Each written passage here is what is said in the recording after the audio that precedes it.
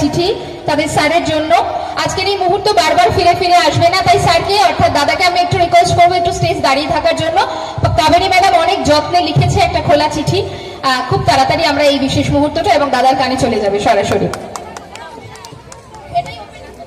আমি রিকোয়েস্ট করব স্যারকে এই ফটোটি ফ্রেমটি এখানেই যেন ওপেনিং করে, আর স্যার দেখেন কি আছে এটার ভেতরে।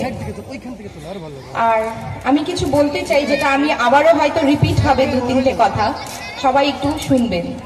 আগের বছর নয় এই বছরও আমার এই মঞ্চটি জেনার জন্য পেয়েছি, সেই মানুষটিকে প্রথমেই জানাই প্রণাম আর অসংখ্য ধন্যবাদ।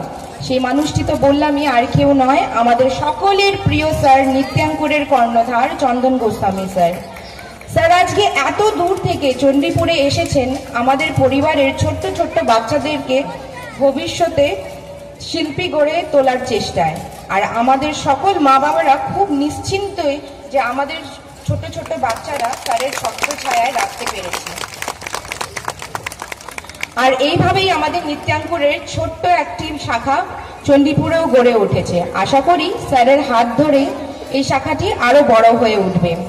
আর আজ এই সন্ধ্যা অনুষ্ঠানটি স্যারের জন্য অক্লান্ত পরিশ্রম করতে আমরা দেখেছি। স্যার কিভাবে এতটা পরিশ্রম করে আজকে আমাদেরকে এই সন্ধ্যা অনুষ্ঠানটি উপহার দিয়েছে, তার জন্য আমি শুধু যদি ধন্যবাদ বলতাম মুখে সেটা কিন্তু খুবই কম হয়ে যেত। যার জন্য স্যারের জন্য আমরা এই ছোট্ট মায়েরা সবাই মিলে আমাদের চণ্ডীপুর শাখার নৃত্যাঙ্কুর পরিবার মিলে স্যারের জন্য এই ছোট্ট একটি উপহার রেখেছি। তো